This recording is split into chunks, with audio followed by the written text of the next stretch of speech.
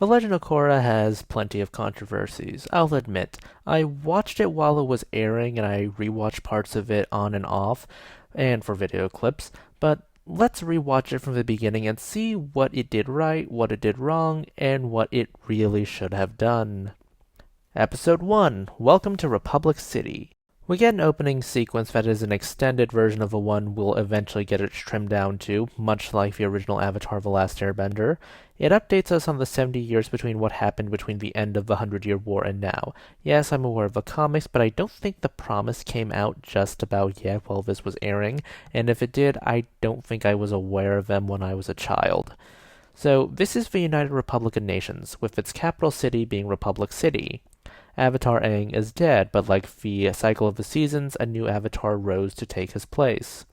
We get to the Southern Water Tribe, where the White Lotus is investigating the identity of the newest avatar, because claims from the South and Northern tribes are coming up dry on merit.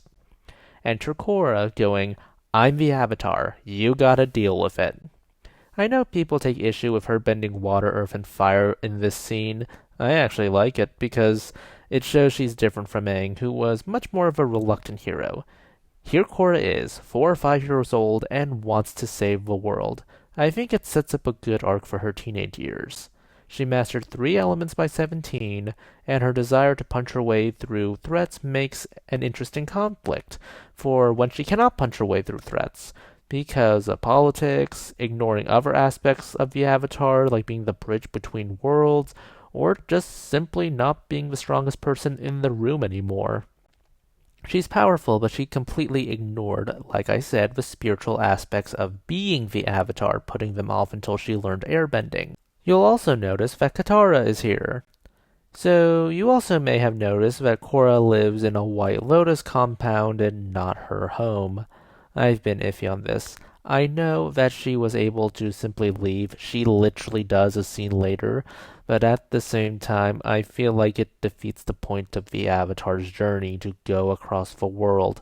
This feels too convenient. Then I realized that was the intention. You need to have Korra in such a state where she simply can't use the wisdom she gained from her journey in order to just walk out of problems. Later that day, Tenzin and his family arrive at the South Pole. Jinora, the oldest granddaughter, asks, "What happened to Zuko's mom?"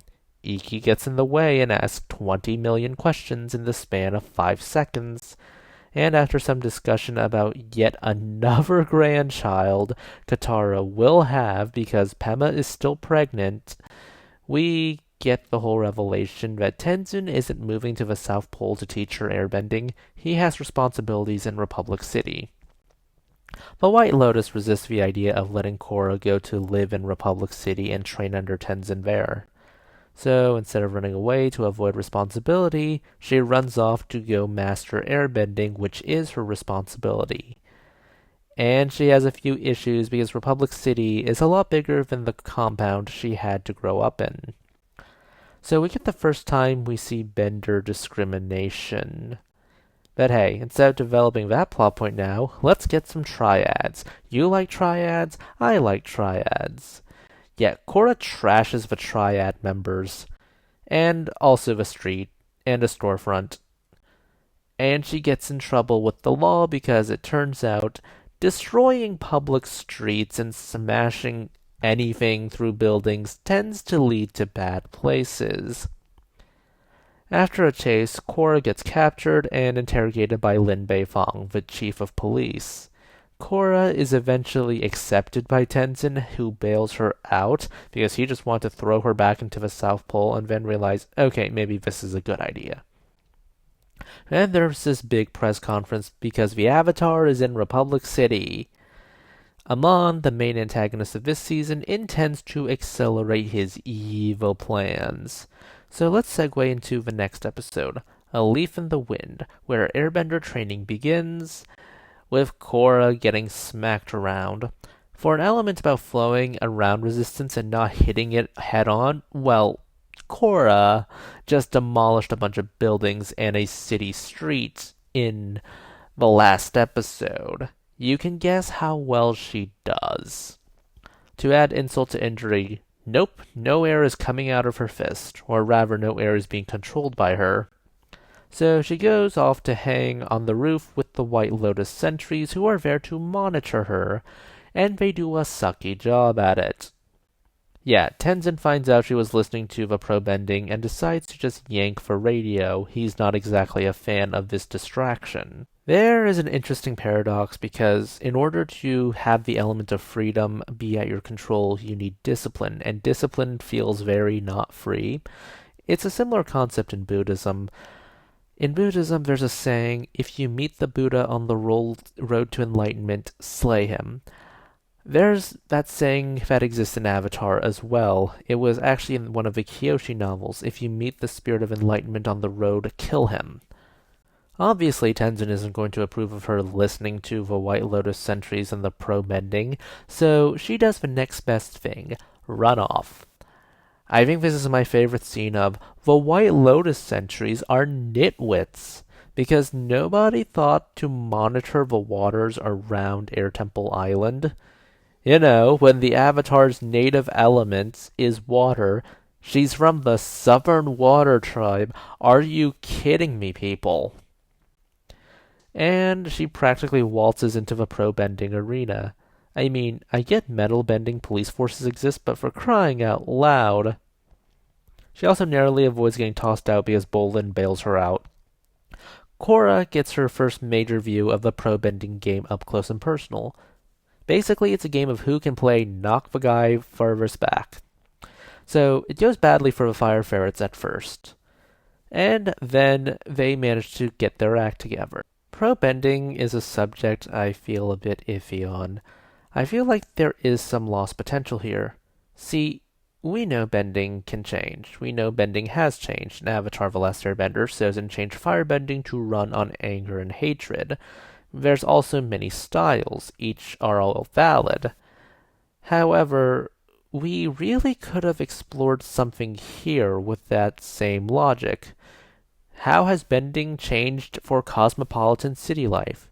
Because we saw cities in the Earth Kingdom and the Fire Nation and the Water Tribes, but generally the only bender you'll find there are either waterbenders, earthbenders, or firebenders.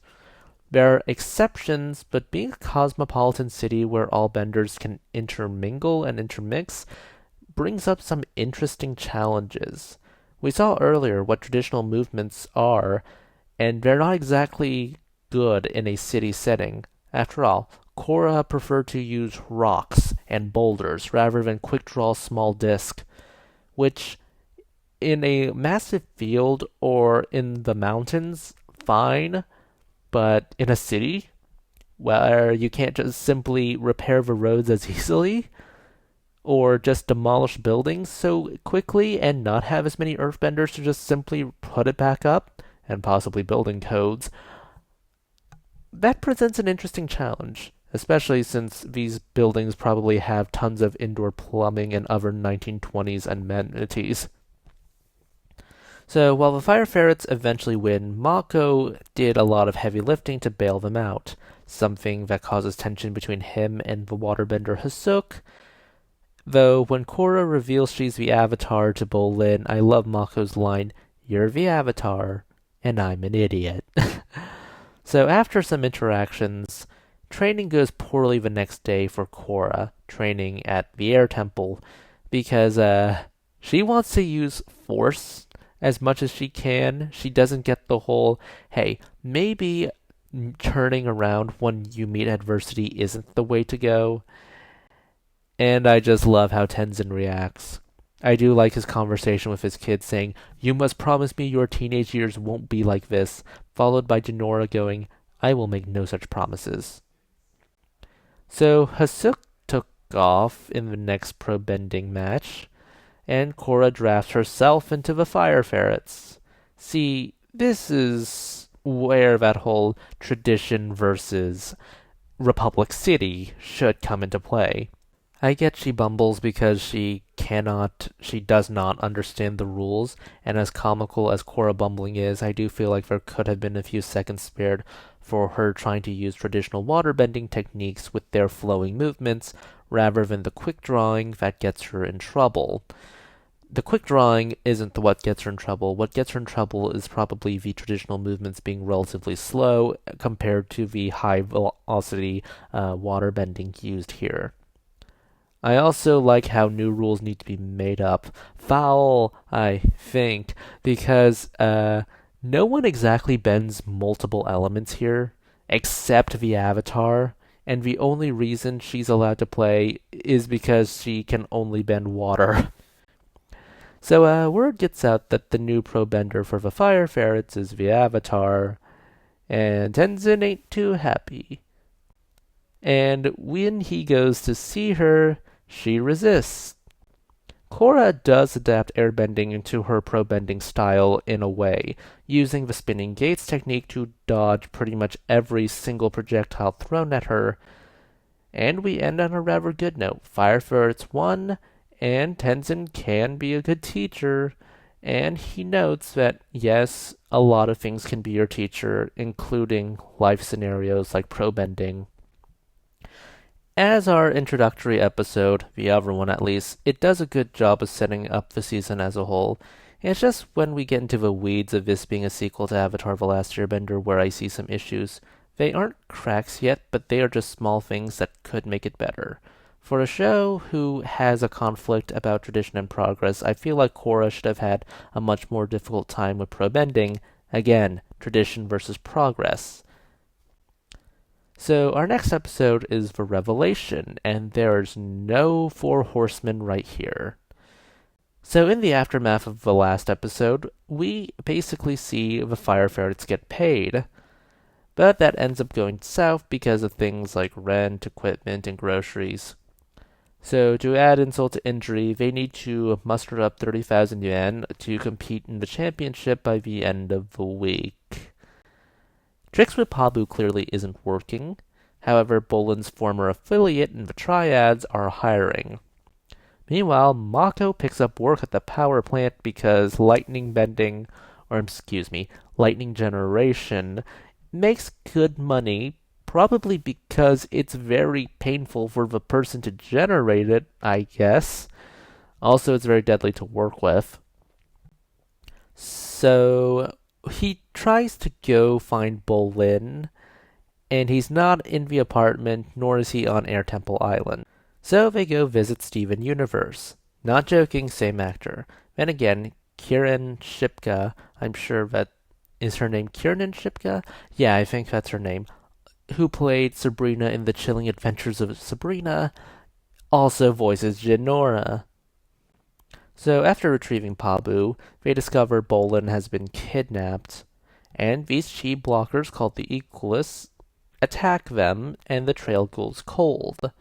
We do get some backstory that really should have been in the main show and not regulated to something on Nick.com, because Mako and Bolin worked for the Triads as children after their parents were cut down by a fire-bending mugger and burned to death right in front of them. What else were orphans going to do? So after confronting the Equalist protester, the protester doesn't know much.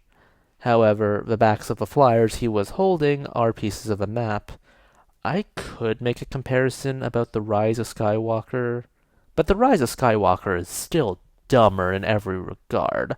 The Sith Dagger matched up with the rubble from the second Death Star, which somehow works because weathering doesn't exist in this universe, whereas here, the flyers match up with a map from a bus stop. I would assume that these maps would be standardized across the city because, well, it's good to have bus stops have accurate and similar, if not the same map. So it makes sense because this is an intentional gathering of people and not some secret hiding spot. So the pair sneak into the anti-bending revolution, and Amon gives a speech before a crowd about how a firebender took his family from him, and Amon's revelation is how he can now remove bending from any bender. Before Bolin loses his bending, a steam pipe bursts because of Korra and Mako. However, Mako and Bolin need to contend with the Equalist lieutenants. The lieutenant does beat them back, saying there is no place in the world for you anymore. More on this later. Korra ends up bailing them out, and she reports to Tenzin that Amon can permanently strip away bending, something he is baffled by. Look, I may have issues with the Equalists, but the first one here is that they are too cartoonishly evil. Yet they try to make them sympathetic later, but as shown, the world runs on bending. To get rid of that causes the quality of life for everyone to drop. There's also the issues of the means. So, bending is a part of the human body, and it's treated as such. So, wouldn't what Amon be doing be considered forced mutilation akin to sterilization? Though, as we'll see later, you can pass on firebending even if you have been debended. There's also how the lieutenant talks about benders. There is no room for you in this world anymore. Asterisk around that. So, the next episode is The Voice in the Night. Korra wakes up screaming after a nightmare about Amon. I feel like this is good characterization for Korra. She defines the Avatar based off of power, but not spiritual depth, and someone who can just simply take that power away from her? That's honestly an interesting conflict for the hothead who doesn't look before she leaps. We get a view of the Republic City Council. TLOK, one of the Water Tribe representatives, says he would be honored to head a task force to root out equalist sentiments. He mentions a man named Yakone. This is going to be important later, although I will say, how does this government work? Meanwhile, Korra hears Amon's voice on the radio because Amon can jam radio signals and hijack them. Because Republic City is based off of Shanghai, Hong Kong, and New York City, they decide to introduce us to awful drivers in the form of Asami. Asami. She asks out Mako here on a date after nearly running him over. TLOK, meanwhile, storms into Air Temple Island and tries to recruit Korra. To the surprise of everyone, Korra rejects this offer to be part of the task force, saying she has other responsibilities. This does remind me of someone who has clearly major fears about something. Why am I saying reminds me? This is someone with major fears of something, and she's trying to use other responsibilities to deflect from that. On his crash date, Mako reveals that he may not participate in the 30,000 yuan barrier championship for pro bending, but since Asami is both a big fan of the fire ferrets and also super rich, well, she can pull some strings. On Air Temple Island, Bolin talks to Korra while TLOK attempts to bribe Korra with public funds in order to join this task force, and she keeps saying no. With Asami and Mako, Asami puts in a good word, and Hiroshi Sato, the inventor of the Sato-mobile, they named him that for that pun, and I know it. He decides to fund the fire ferrets. TLOK, meanwhile, gets more extravagant with his gifts, and Korra keeps saying no.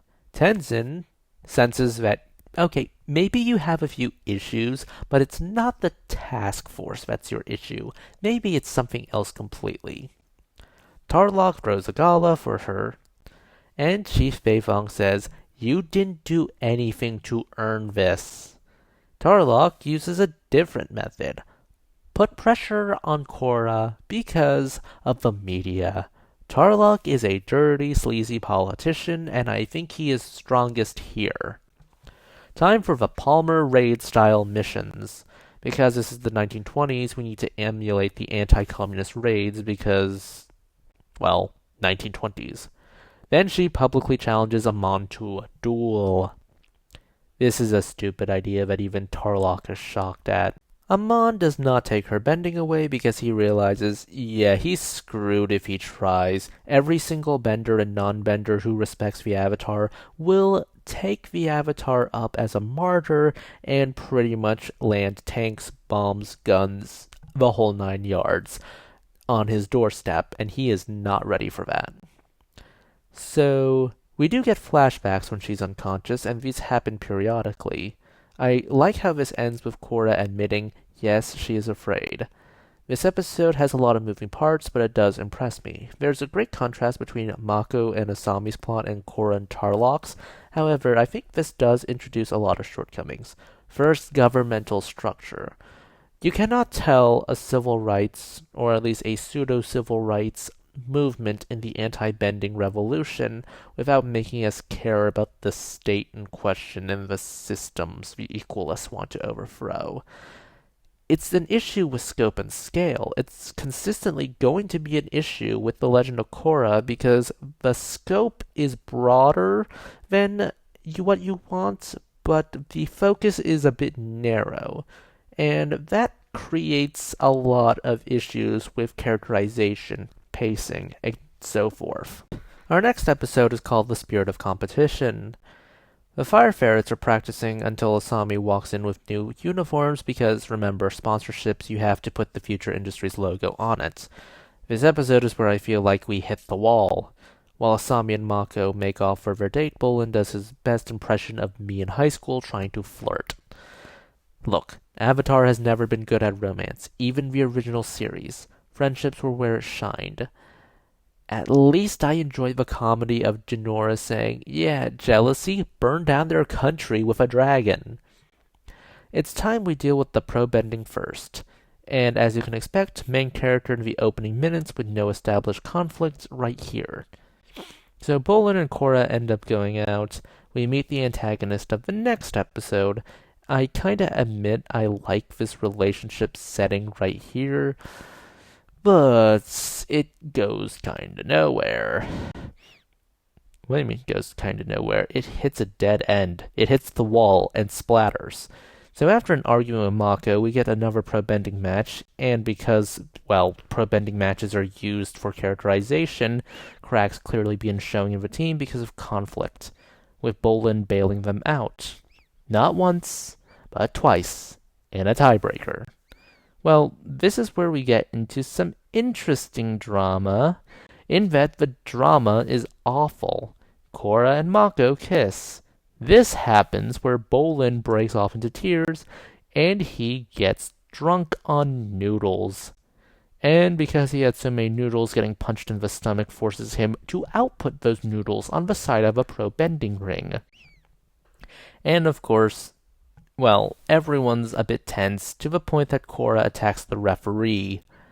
Mako and Bolin get knocked out of the ring, and Korra has to do a clean sweep of the opposing team. Korra heals Bolin, while Asami invites them all for a victory celebration. However, they watch their opponents for tomorrow just win their match. I say this episode is mechanically well told.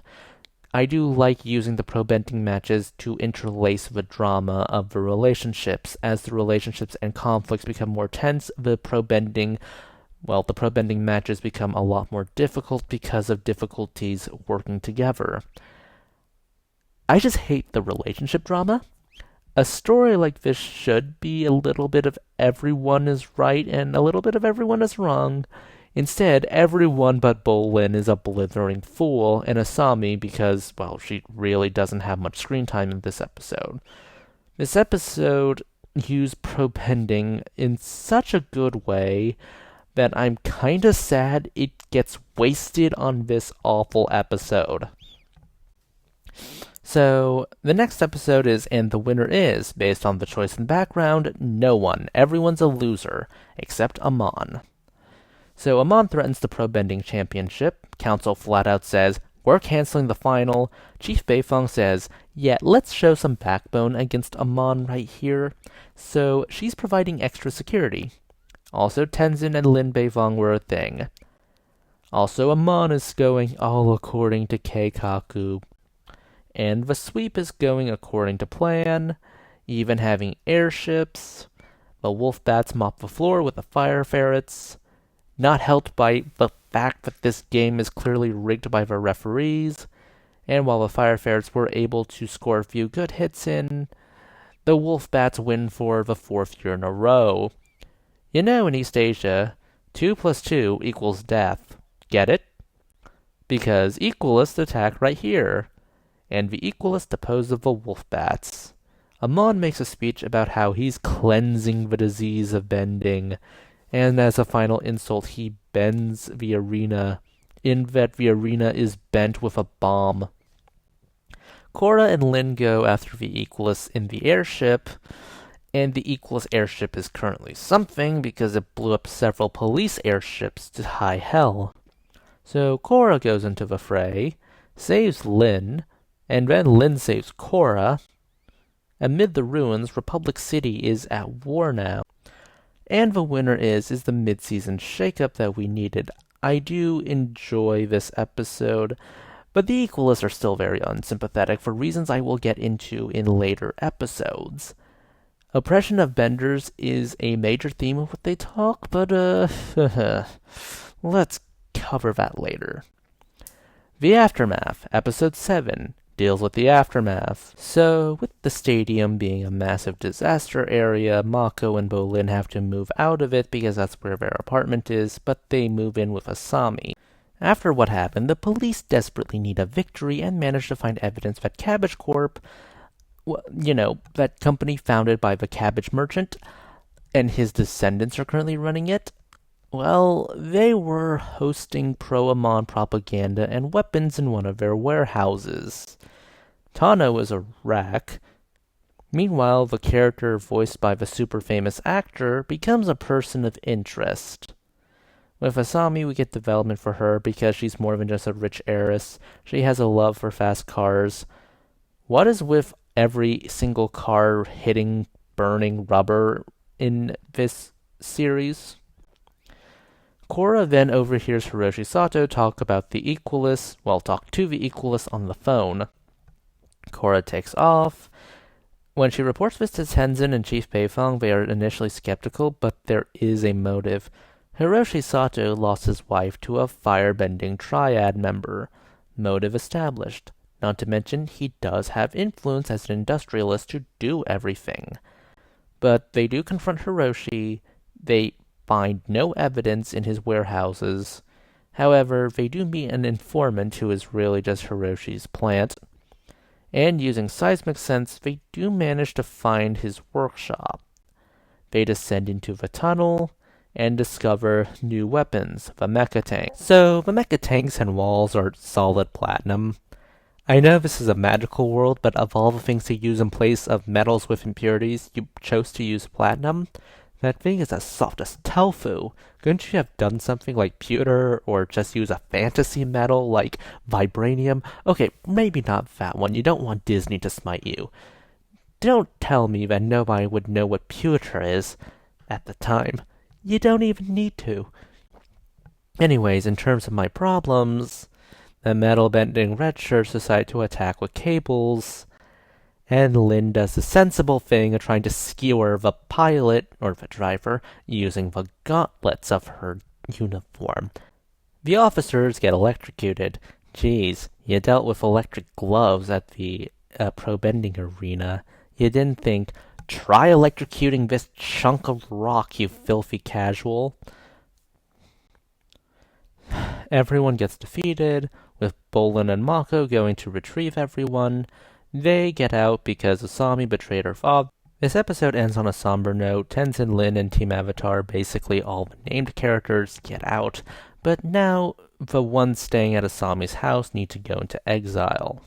This episode does baffle me to some extent. It keeps the energy and the momentum up, but Hiroshi Sato makes me want to question him. So he set up an entire trap for the Avatar underneath his workshop, and Chief Beifong and Tenzin. What gets me is that why did he need to do this convoluted setup? Like, why? He basically lost all his assets. I guess the mecha tanks at the bottom of his workshop could have simply been a testing chamber. But still, I feel like losing that and your house probably isn't a good idea. Not to mention, I'm sure his assets all got frozen after this. I guess the movement has grown enough that they can just move more equipment in the underground more easily, but it's still weird. So, next episode, When Extremes Meet. We open with Asami, Mako, and Bolin arriving on Air Temple Island, and hey look, it's the thumbnail. Also, Iki can turn into a demon now. Chief Saikon is now introduced because Lin Beifong resigned last episode and, well, she's in the hospital.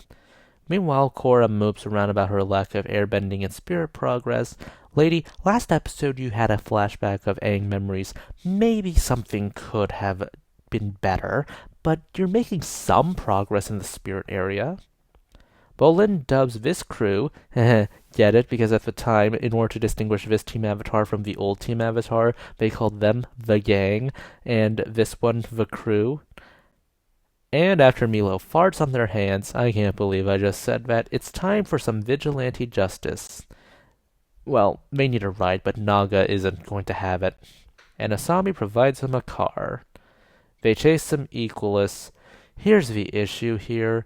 Republic City feels empty even at night, and it's very hard to simply be emotionally invested in this car chase sequence or any more of the sequences when everything eventually blends into the background.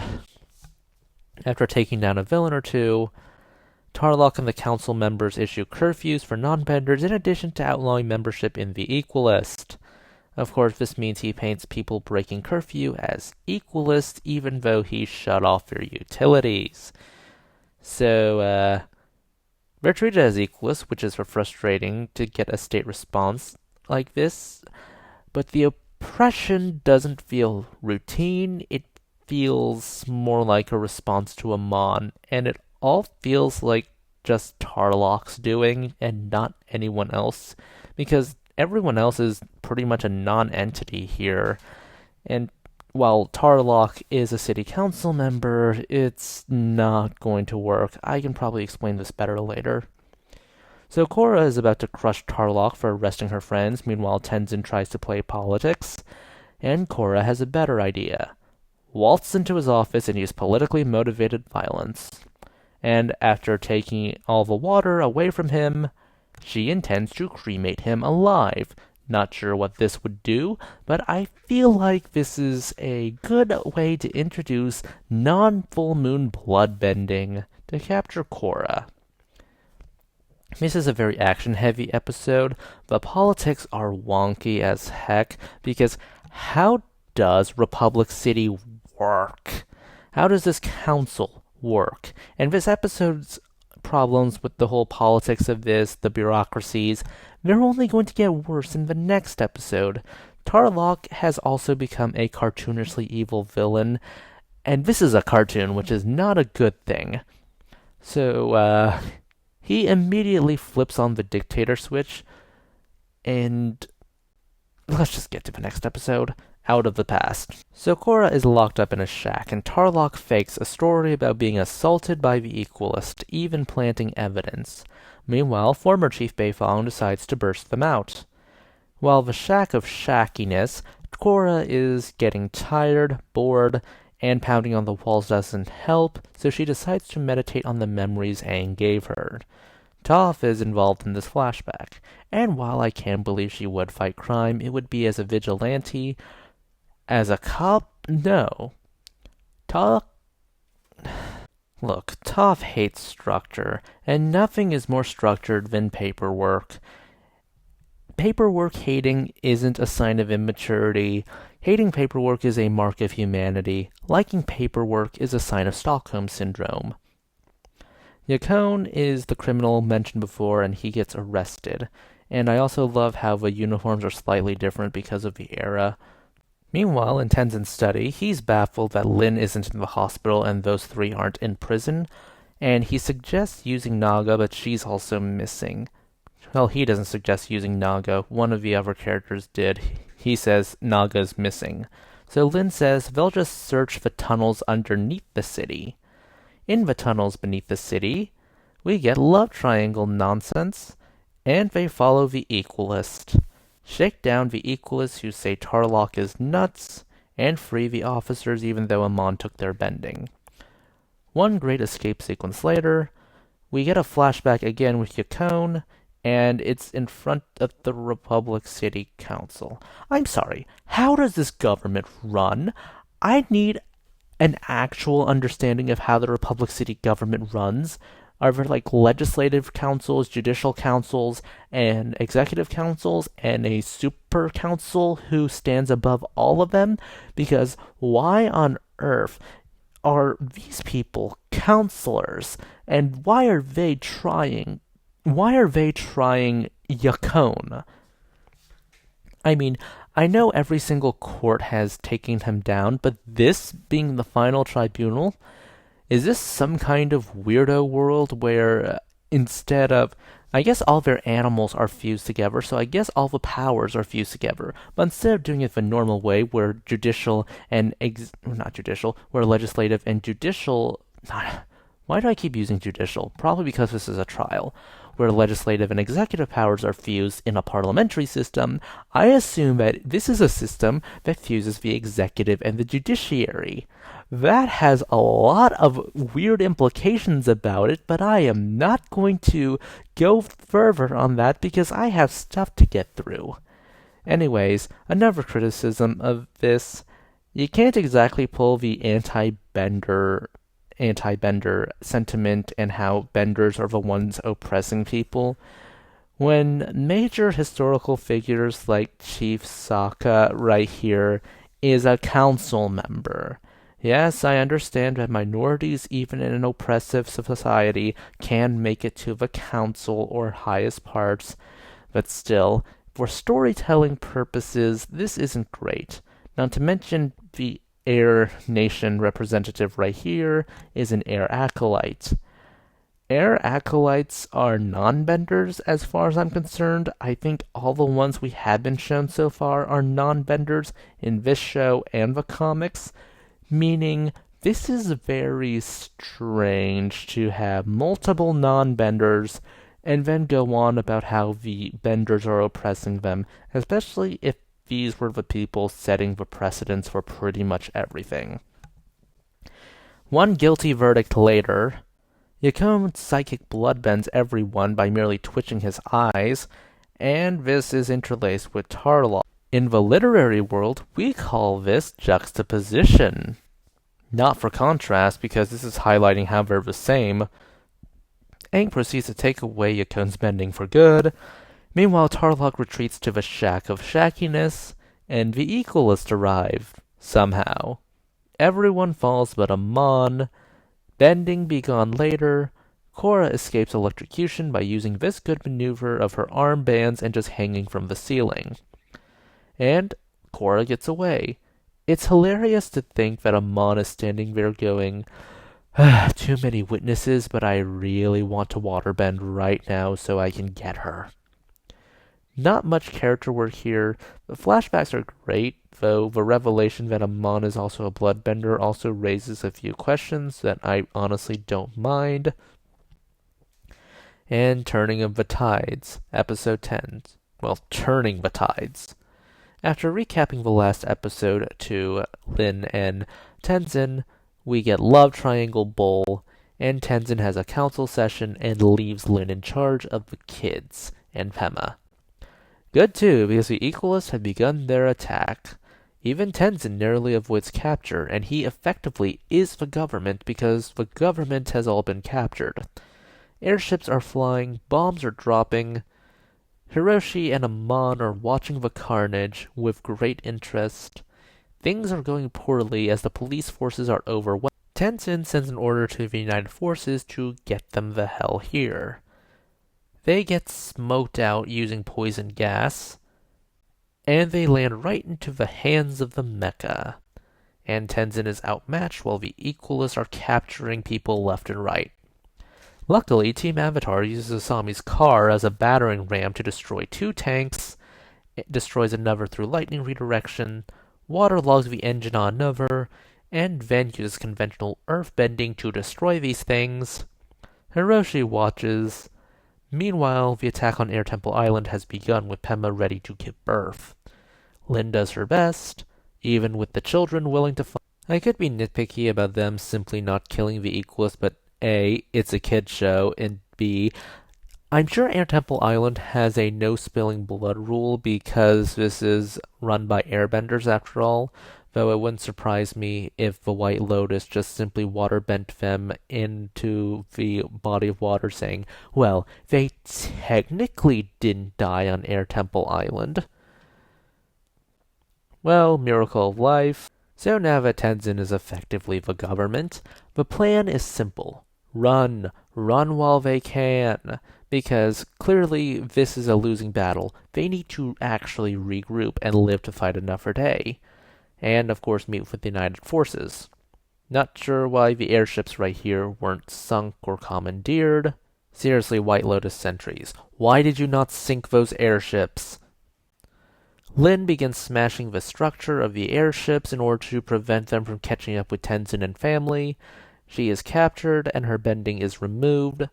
Obviously, I'm not going to talk much about this, but I feel like the pacing is very wonky in this episode, and the animation felt off.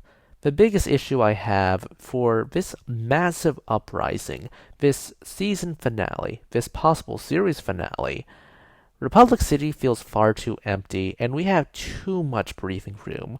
After every single fight scene, we seemingly have a beat where we can just regroup, catch a breath, which isn't exactly what you want for this big climactic, we're taking over, all your base belongs to us type of deal. Especially true when you have the airships here. Like, you're just casually having scenes where the airships are just hovering over you even though you have beaten the Equals back.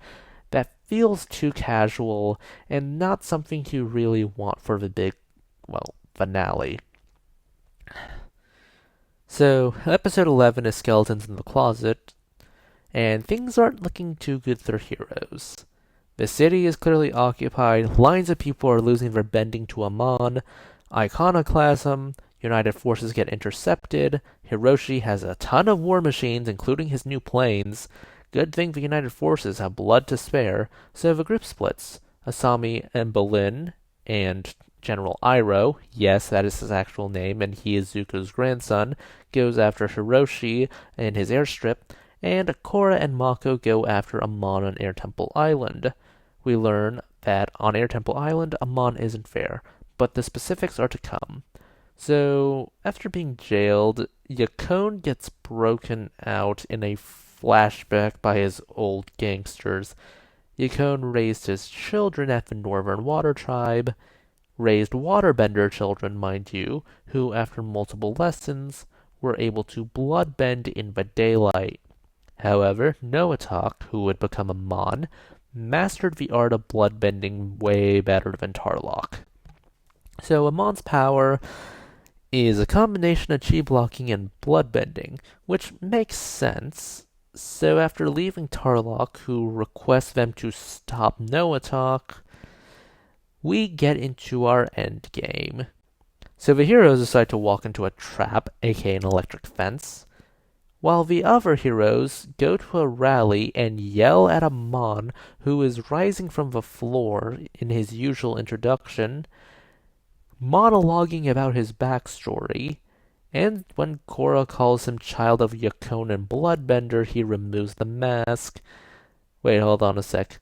Does he apply this every single day? Because if he does, that's way too much dedication and probably way too much makeup. What exactly was Korra's plan here? A group of radicalized people, each with their own personal vendettas against benders, are not going to believe you for calling him a bloodbender.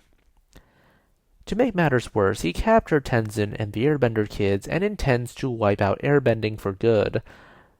Yeah, considering your own father lost his bending abilities and was able to conceive both you and your brother, I don't think this will wipe out the Air Nation, unless you intend to just kill them all and wipe out airbending for good, which, to be fair, would be a good supervillain thing to do, but ultimately, you're making a big stupid, Amon. So Hiroshi attempts to tempt Asami once more. Meanwhile, she rejects him, and the giant polar bear dog busts them out. Asami hijacks a tank, Iroh intends to take down the Air Force, and Korra and Mako fight Amon. They manage to break the airbenders out, and Amon manages to bloodbend Mako and Korra. Guys, you wrote yourselves into a corner right here. Amon is so brokenly overpowered that you cannot fight him and be visually interesting, which is not exactly a good thing for the martial arts show. If anything, this makes this scene rather weak. Even though he successfully removes Korra's bending, let's cut to General Iroh blasting planes out of the sky left and right. And the iconoclasm. Meanwhile, Naga turns the platinum mechas into, well, toys and drags them along, while Asami trashes planes. Hiroshi intends to kill Asami, but he gets tossed in basically our only major fight scene, and our major fight scene involves mecha tanks. And then he gets captured. The lieutenant gets bloodbent by Amon because screw him, and Amon is briefly defeated because Mako electrocutes him, but this only slows him down. And when Mako ends up in Amon's grasp, Korra can now suddenly airbend. I have so many problems with this. But Amon finds this impossible. Yeah, me too. And he gets knocked out the window. And then he waterbends and reveals that he was wearing makeup the entire time, in front of crowds of people. Again, we didn't get much of a fight scene with Amon because the writers wrote themselves into a corner, Amon being so overpowered that fighting him is not even an option. It's hard to make him both intimidating and powerful and have a visually stimulating fight scene. You really need to get lucky, which is not exactly good with the big bad of the badass martial arts show. What's more of a problem is that this is the weakest section of Iroh, Asami, and Korra fighting their respective villains. With Hiroshi, you at least have the personal stakes and choreography in a mecha tank, no matter how limited it is. Here, it really doesn't work. Korra gets in one good shot with Amon that knocks him out of a window. So, after all this, Amon goes to meet his brother. TLOK decides to do something open to interpretation, which is take a electric glove and put it on the gas tank and blow the two of them up. In the Southern Water Tribe, the bloodbender that we all like, Katara, can't heal Korra. Everything has been severed except airbending. Luckily, when Korra goes to sulk, Aang arrives and uses energy bending, and allows her to use the Avatar state for the first time, demonstrating great power by Korra. Korra ends up with Mako, she goes on a spree of restoring power, we get our happy ending. This episode feels a bit meandering to me. Some issues is that our focus is split between three main points. The first point is Korra and Mako fighting Amon, the least interesting aspect for things that I have already discussed. The second one is with the Air Force, which is a bit more interesting, but then again, Iroh is fighting faceless mooks and blowing up planes left and right. Third is Asami fighting her father. More interesting because of things I have already said. So, let's have my final thoughts on this. The Legend of Korra certainly had its ups and downs, so I do enjoy Korra's arc, from a young girl who wants to save the world, to a hot-headed teenager who wants to save the world, to someone who realizes that punching out your problems with giant fireballs and rocks isn't the best way to handle many issues. As invincible as she is, rules, societal expectations, property, rules of a game she's playing all constrain her. And when she finds out she's not the strongest person in the room, and so much of her identity being, well, bending is her ultimate power, the thought of losing it makes her want to wake up in the middle of the night screaming. I just wish they did more with the airbender training and gave her more of an arc that way that ties into this. Remember, she needs to learn to look before she leaped. A good chunk of the love triangle mess is her looking 2 feet in front of her in the opposite direction, and then leaping in the other direction. The big problem here is that the climax has her throw a airbending punch on impulse because physics, not exactly looking before you leap. It would be great if it didn't end up that way. I like the idea that she needs to accept she doesn't have power and she's not the one always in control in order to gain control. It's a nice paradox that ultimately fits with the very Eastern aesthetic of Avatar The Last Airbender's franchise very well. But instead, we get love triangle drama. Oh, so much love triangle drama. I really wanted to skip over this thing. Love and romance has never been Avatar's strongest suit. It's not strong here, it's not strong now. This love triangle is honestly a romantic plot tumor that benefited nobody. I feel like we could have gotten more characterization for everybody if we developed normal friendships rather than trying to do the romance plot. But oh, we got the romance plot. And my hot take is pretty much that. Romance hurt everyone. It hurt relationships. I don't really even buy that this Team Avatar is a bunch of close friends. I feel like they are a bunch of people who met each other and are just working together. They feel a lot more like co-workers, except Naga and Pabu. That's sad. I feel like the best relationship is Korra and Naga, even though Naga isn't exactly Appa, because Appa could fly and take them all over the world. Meanwhile, Naga has to be constrained within Republic City, which is an issue in and of itself. I feel like characterization of side characters also suffered. Lin Beifong. Not Tenzin, but maybe the kids, but then again, Pema definitely could have used some more, but I think we have a lot of characters already. My verdict on the Equalist, however, is that they suck and I hate them. It will be a very, very cold day in the fiery pits of hell to say that the Equalists are sympathetic in any way, shape, or form. Their goals on paper make sense. Benders oppress non-benders and they want equal rights. However, their plan falls apart in several ways. So much of society in Avatar is run on bending, even something as basic as power generation. And as much of a genius as Hiroshi Sato is, like inventing the airplane and giving them power sources, I don't think he can exactly replace all the young men Amon wants to equalize. Because I don't think he managed to get this whole power grid thing down, unless he secretly has oil supplies, in which case I think that's going to cause more issues than they're worth.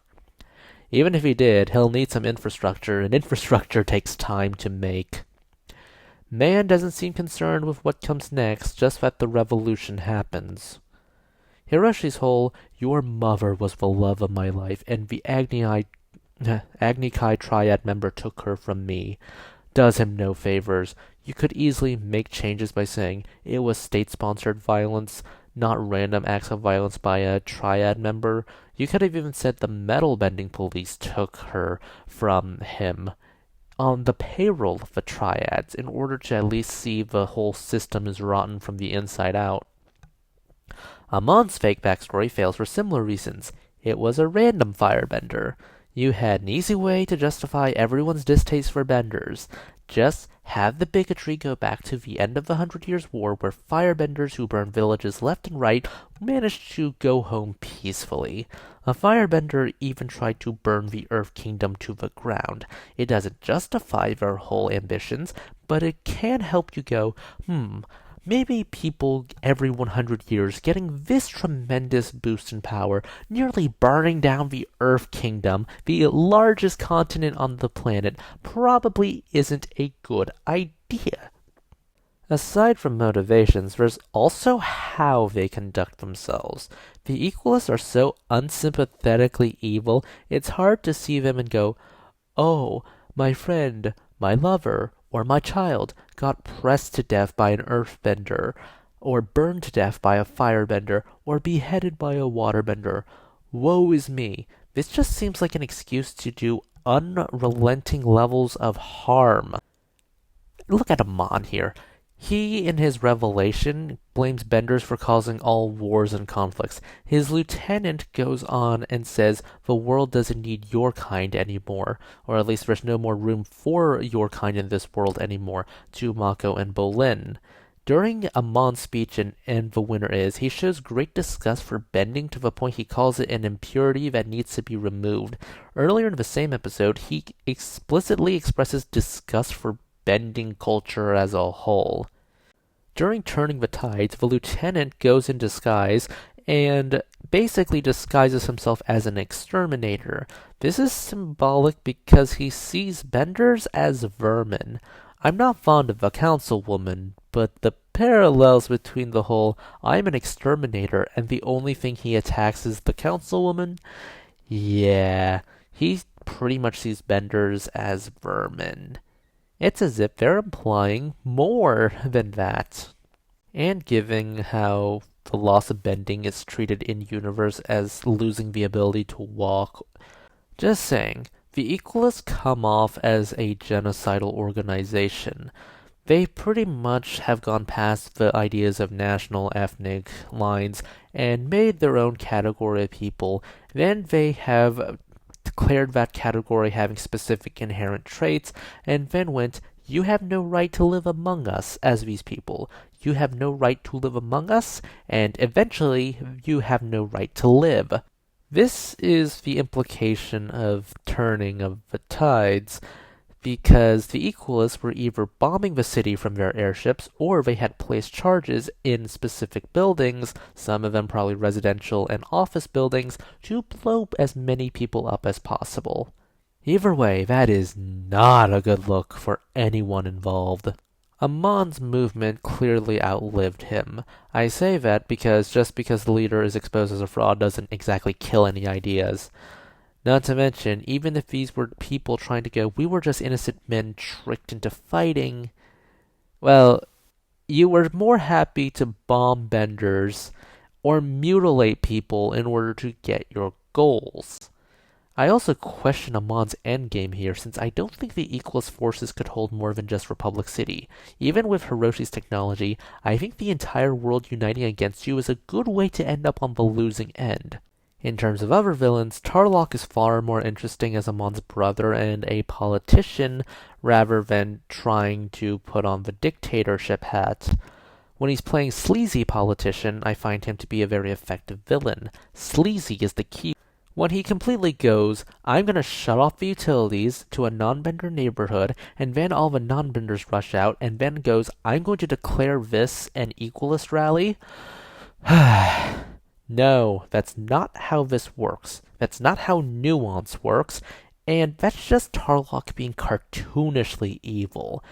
And in the category of cartoonishly evil, there's cartoonishly stupid as well.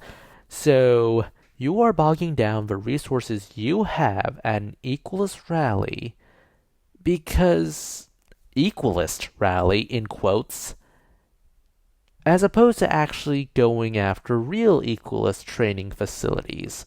And at this point, you're just trying to fill a quota that doesn't exist. It's unnuanced, it's stupid, and frankly shows that TLOK's story could have gone in a different direction. Me personally, I would have made the story about the cycle of abuse. You see, abusers affect their victims in more than one way. One of the ways they do that is that they give them a framework to see the world. Because if force is the only way you can communicate because it's been communicated to you that way, well, don't expect them to speak a different language. After all, if you were only taught in English, you will see the world thinking in English, even if you have completely learned a new language. Because sometimes the grammar of a new language has a lot less in common with English, but you have a lot of Englishisms in it. What you need to do to get past this, besides, well, seeing actual professionals, because don't take medical advice from me, is that you need to shed that framework. TLOK never shed that framework. Yakone, fear and coercion in the underworld. TLOK, the same thing, except in the overworld. I feel like I'm losing it already, but let me continue. Plot structure. This feels way more serialized, because it is way more serialized than Avatar The Last Airbender. And the setting is just Republic City, so I don't feel like we have many iconic locations. I feel like the only thing worthy of being called iconic as a set piece is the pro bending arena, mainly because it plays a pretty large role in the story. It is destroyed during the mid season finale, essentially. A lot of emotional conflicts happen here. It has the added bonus of being a thing that doesn't really exist in the real world. Yes, gyms and arenas exist, but not this. So it's not so familiar that it blends in easily into the background. Star Wars, for example, has this very lived in world mentality, much like Republic City, but it's alien. Places like Camino can hold up pretty well. Korra, meanwhile, is familiar enough to the real world that it sort of blends into the background and doesn't have as much personality other than, oh, look, statue of familiar character, or, oh, this is written in traditional Chinese. I know fans generally have issues with the technology jump between Avatar The Last Airbender and this. I don't. 70 years is a lot of time, and 70 years can see all this develop. In terms of plot structure, I think we're a bit confined with the 12 episodes, and the fact that we also decide to dither with romantic nonsense. I think I covered this already, so I'm going to just skip over it now. Again, Korra should have lost her bending slightly earlier and then done this whole journey of, I have given up control and therefore I gain control. Getting it all at once feels rough. Other small issues is generally how lightning and firebending are depicted. I guess lightning is the cold-blooded fire, but it feels a lot less deadly and unique when it comes to this show, because their effects are generally the same. You can't show someone getting carbonized in this show, so it just becomes a concussive force blast. Likewise, you can't show the deadly effects of lightning, so they sort of end up homogenizing, which doesn't do this show any favors. I have a similar issue with bending styles because, let's just say they all homogenized. The four unique styles aren't as unique here as they were, which I get why they did it, and I get how they did it, and I get that there could be a lore reason. I just feel like they should have capitalized on it early on. There's also how plot points and characters can seemingly be set up. It feels like the triads were going to be the big main antagonist for the first half of the season. Then they did the whole pro-bending thing, so they sort of fell to the wayside. And the initial faction villains ended up really not being much of the initial faction villains. Like, I get they're there for the 1920s aesthetic of gangsters, but it would be nice to see what they actually smuggled, fixed, or protection racketed. Do they smuggle cactus juice? Do they fix matches? Do they do something like make false birth certificates for Earth Kingdom citizens who want to leave the tyranny of the Earth Queen and go live somewhere better? That actually did happen in real life in Sun Yat-sen, but I think bought a fake birth certificate in order to prove he was an American citizen, because at the time you could not naturalize a Chinese man, and that's how he ended up being a US citizen because of Hawaii. Something along those lines. I am clearly not remembering correctly. Overall, I don't hate The Legend of Korra. I don't hate this season. It has many good ideas. It looks pleasant. I just wish they cooked some concepts better, because the number one issue with The Legend of Korra is time, energy, and the writing needs a second draft. Those are just my thoughts. Please consider liking, subscribing, tipping the channel on Ko-fi. This is Cyril signing off.